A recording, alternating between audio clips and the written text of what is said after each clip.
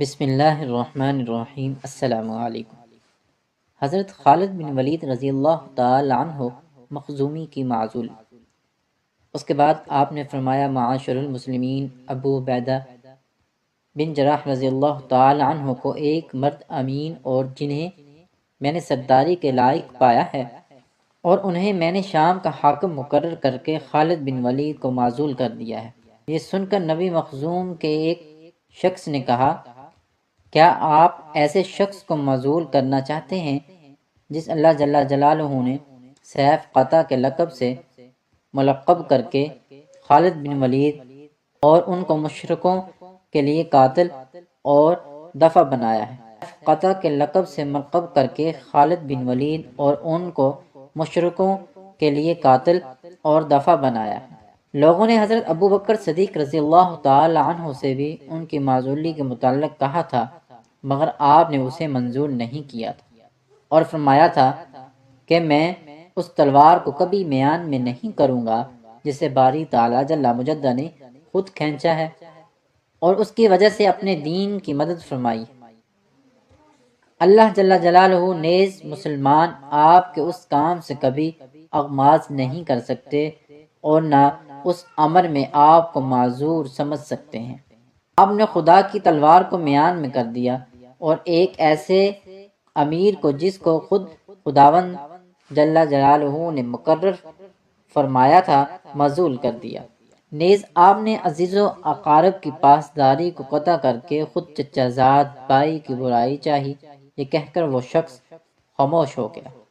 آپ نے اس کی طرف دیکھا، چونکہ یہ ایک کم سن اور نو عمر شخص تھا، اس لیے آپ نے اسے دیکھ کر فرمایا کہ جوان اور کمسن اپنے چچا زاد بھائی کی حمایت میں غصہ ہو گیا۔ اس کے بعد آپ ممبر کے اوپر تشریف لے آئے اور اس خط کو سرہانے رکھ کر لیٹ گئے اور حضرت خالد بن ولید رضی اللہ تعالی عنہ کی معزولی کے متعلق غور و غوض فرمانے لگے۔ صبح اٹھ کر جناب نے نماز پڑھائی، ممبر پر کھڑے ہوئے اللہ تبارک و تعالی کی حمد و ثنا کے رسول مقبول صلی اللہ علیہ وآلہ وسلم کا ذکر خیر فرمایا اور درود و سلام بھیج کر حضرت ابو بکر صدیق رضی اللہ تعالی عنہ کے لیے دعائے مغفرت کی، اور اس کے بعد مسلمانوں کو مخاطب کر کے فرمایا، معاشر المسلمین، میں نے ایک بڑی باری امانت کا بوجھ اپنے کندھے پر اٹھایا لیا ہے۔ میں دراصل ایک چرواہا ہوں اور ہر ایک چرواہا ہے اور رائی سے اس کی رعایا کی نسبت سوال کیا جائے گا۔ باری تعالیٰ جل مجدہ نے تمہاری نیز ان تمام لوگوں کی جو اس شہر میں آباد ہیں اصلاح، خیر خواہی، امور معیشت اور نگہداشت اور وہ تمام چیزیں جو تمہیں تمہارے پروردگار سے عطا ہوئیں مجھے تفویض کر دی ہیں، اور میں نے رسول مقبول صلی اللہ علیہ وآلہ وسلم سے خود سنا ہے، آپ صلی اللہ علیہ وآلہ وسلم فرماتے تھے، یعنی جو شخص مدینہ طیبہ کی آزمائش اور سختی پر صبر کرے گا، میں اس کے لیے قیامت کے روز گواہ اور شفیع ہوں گا۔ اور یہ تمہیں خود معلوم ہے کہ تمہارے اس شہر میں سوائے ان چیزوں کے جنہیں اونٹ ایک مہینے کا راستہ قطع کر کے تم تک پہنچا دیتے ہیں، نہ زراعت ہے اور نہ دودھ۔ ہاں، اللہ تبارک و تعالی نے ہم سے کثیر بہت زیادہ مال غنیمت کا وعدہ فرمایا ہے، اس لیے میں ادائے امانت ہر خاص و عام کی خیر خواہی کو ملحوظ رکھنا چاہتا ہوں، اور جو شخص اس امانت کا اہل نہیں ہے اس کو اس پر مقرر کرنا نہیں چاہتا، بلکہ ایسے شخص کو اس کے لیے منتخب کرنا چاہتا ہوں جس کے دل میں ادائے امانت کی خواہش ہو اور وہ مسلمانوں کے حقوق ان کے پاس پوری حفاظت کے ساتھ پہنچا دے۔ میں حضرت خالد بن ولید رضی اللہ تعالی عنہ کی ولایت کو محض اس لیے ناپسند کرتا ہوں کہ وہ اسراف کے خوگر اور عادی ہیں، شاعر جب ان کی تعریف کر دیتا ہے تو وہ اسے انعام میں مال دے دیتے ہیں، اور جب کوئی سوار ان کے سامنے جہاد میں زیادہ کوشش کرتا ہے تو وہ اس کو اس کے استحقاق سے زیادہ بخش دیتے ہیں، اور ضعیف و غریب مسلمانوں کے واسطے کچھ باقی نہیں رکھتے۔ اس لیے میں انہیں معزول کر کے ان کی جگہ حضرت ابو عبیدہ بن جراح رضی اللہ تعالی عنہ کو مقرر کرتا ہوں۔ دلوں کا بھید باری تعالیٰ جانتے ہیں۔ میں نے اپنی دانست میں ایک امین شخص کو متعین کر دیا ہے۔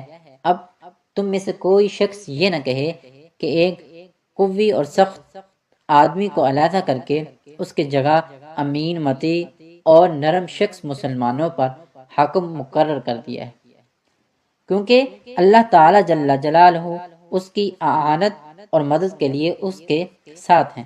اس کے بعد آپ ممبر کے اوپر سے تشریف لے آئے اور ایک صاف چمڑے کا ٹکڑا لے کر حضرت ابو عبیدہ بن جراح رضی اللہ تعالی عنہ کے نام حسب ذیل فرمان لکھا۔ بسم اللہ الرحمن الرحیم۔ از طرف خدا کے بندے امیر المؤمنین مسلمانوں کے خادم عمر بن خطاب کا بطرف حضرت ابو عبیدہ بن جراح، السلام علیکم۔ میں اس ذات باری تعالیٰ کی حمد کرتا ہوں جس کے سوا کوئی معبود نہیں، اور اس کے نبی جناب محمد رسول اللہ صلی اللہ علیہ وآلہ وسلم پر درود بھیجتا ہوں۔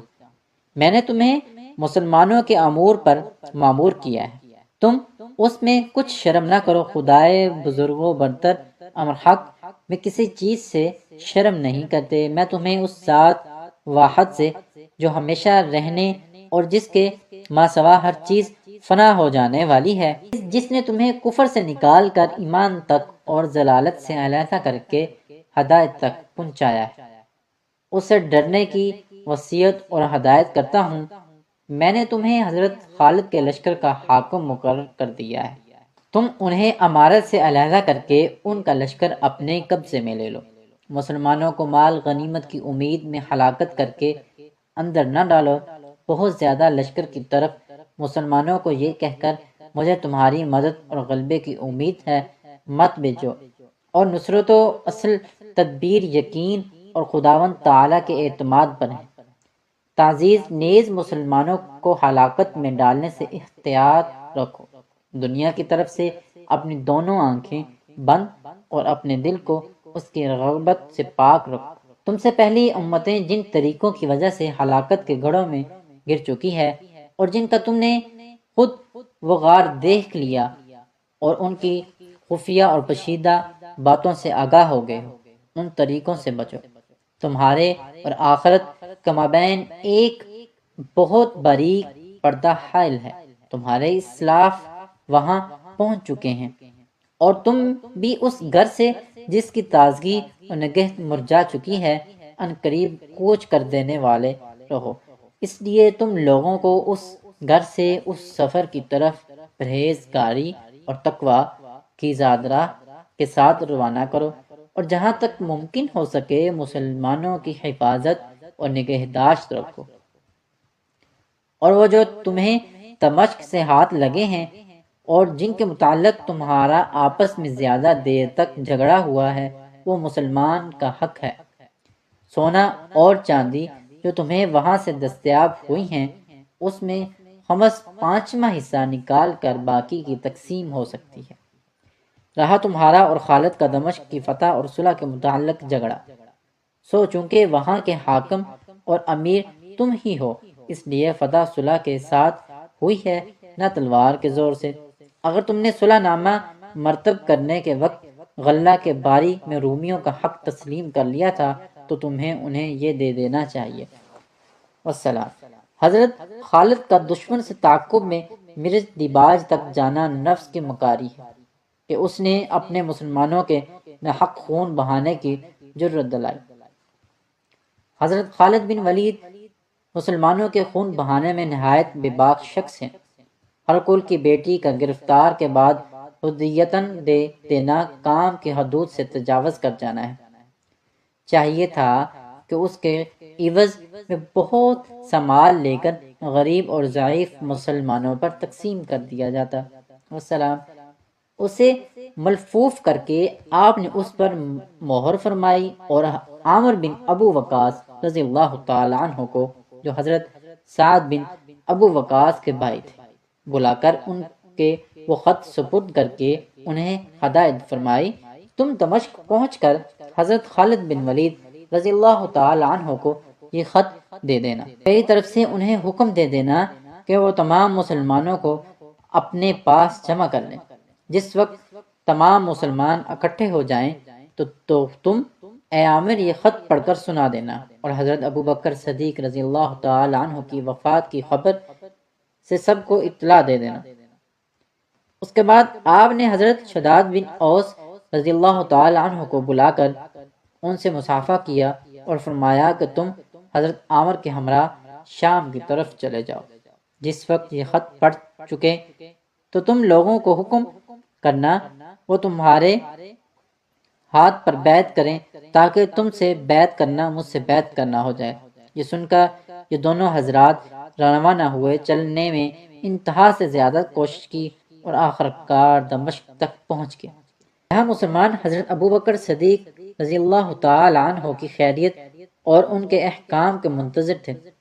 جس وقت یہ حضرات مسلمانوں کو کچھ فاصلے سے معلوم ہونے لگے تو مسلمان گردنیں ابھار ابھار کر ان کی طرف دیکھنے لگے۔